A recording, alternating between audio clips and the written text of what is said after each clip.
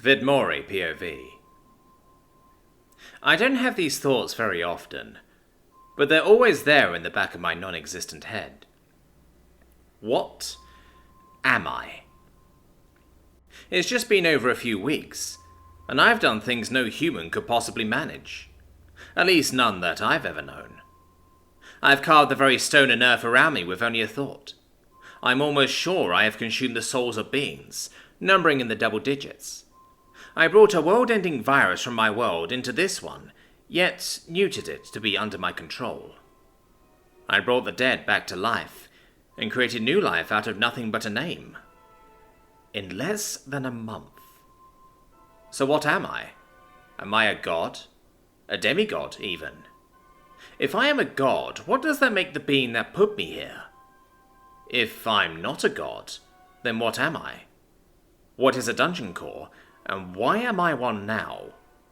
What about that other dungeon core below my mountain?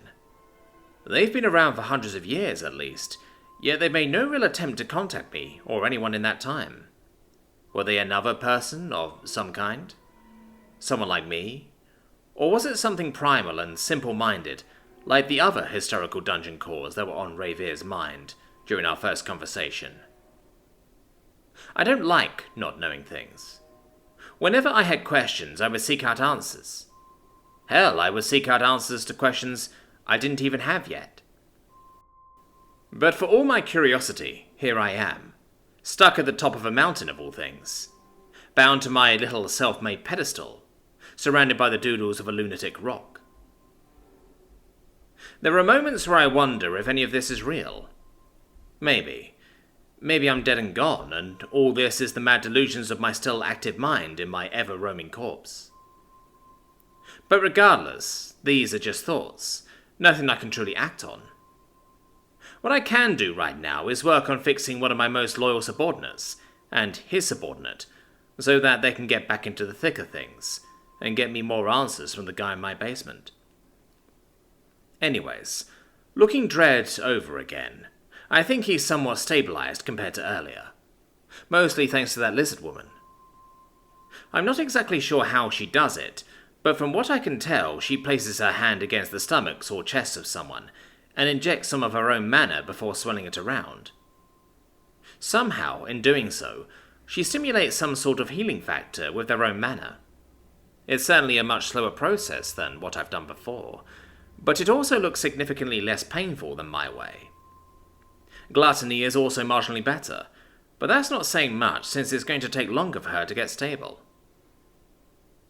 I wondered why the lizard woman hadn't done the same treatment for the rabbit, but now that I'm thinking about it, it probably has to do with the fact that he doesn't have a mana heart. His recovery is a little slower going, after all. A barbed arrow getting lodged in the small intestine is bound to cause issues. The removal of the arrowhead was clean enough, and the lizard woman was able to close the internal wound, at least using some kind of spider web mesh. She then covered the external damage with a herbal poultice, before using some more of that web mesh. Now it's all a matter of bed rest to recover from the blood loss, as far as I can see. Back to Dredd. I did consider simply rebuilding his arm, but based on my limited experience of treating Zessatir's wounds, despite his reptilian healing factor, rebuilding his tail cost a lot more than repairing and improving what he already had. While I'm not exactly flush with humanoid limbs, I do have a lot of animal parts. The bone structure isn't too extremely different. Maybe some extra joints that need fusing, and some digits that need extending. What I'm worried about is that Dredd's body might reject the limb if I simply slap it on. I need to make it a part of him, somehow. Maybe I could blend the Snakewolf DNA into Dredd's DNA? Combine the two until there's something entirely new and one? I think that's what I should do, but a single Snakewolf leg probably won't be enough to do something like that. So I'll use a whole wolf instead. Definitely not the alpha, though, since I've got plans for them. I go ahead and lay out the entirety of the wolf that had the separated limbs across Dredd. The poor guy grunted in pain with the added weight. Sorry. Now I'm not exactly sure where to go from here, but I think if I just swirl my mana between the two of them, something neat should come out of it. It's slow. This new experimental process takes hours through the night. With that said, Dread doesn't seem to be in any noticeable pain or distress. The snake wolf has all but disintegrated into nothing but a pile of bones and fur scraps. The rest, as far as I can tell, has been converted into energy and material, which were mixed into Dread. As for Dread, that's been interesting to see so far. He's developed more animalistic features. His ears have seemingly melted into his head, before sprouting out the top of his head and appearing more canine than earlier. He's also more hairy than before. Not full-on fur coat, but he looks like he'll be slightly warmer during the winter months. His jawline appears slightly more developed, not jutting out, but sharper, with more defined muscles. Almost as if he's gained something significant, in terms of bite strength. Focusing on his mouth, his canines are slightly more pronounced and sharpened, but the fascinating thing to see here is the fact that the fangs are now hollowed. It seems Dread now has the capability to either spit or inject venom with a bite. Moving down along his body, I can see that his bones are more fortified, his skin is more resilient, and even his lungs and liver, of all things, have been fortified. While his new arm is undoubtedly strong, his legs are the real turnout. He didn't look like he skipped leg day before, but now he's got the legs of a sprinter. Strong, and able to carry him for long strides. Great for running away or quickly closing in on a target.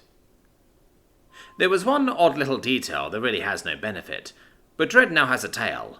A somewhat fluffy one at that.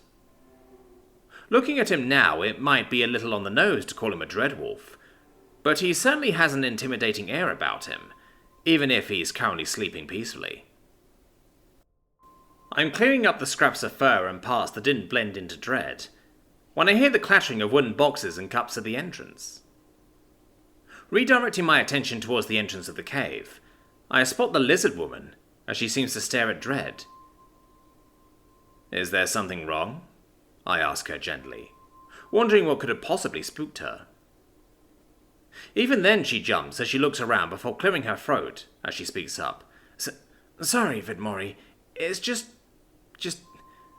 Who's that? And what happened to Dread?" she asked, approaching the wolfkin before her, as she looked him over. "Ah, sorry. You might not recognize him, but that's Dread right there. I combined him with one of those snake wolves to help him with his missing limb. One thing led to another, and I ended up using more of the wolf than I intended," I explained, though I couldn't help but feel a little accomplished at this discovery of mine. Despite her reptilian skin, I could see the colour drain from her face as she swallowed, before looking around. You mean you just made a beastkin? Like that?" Yeah. I guess I did,"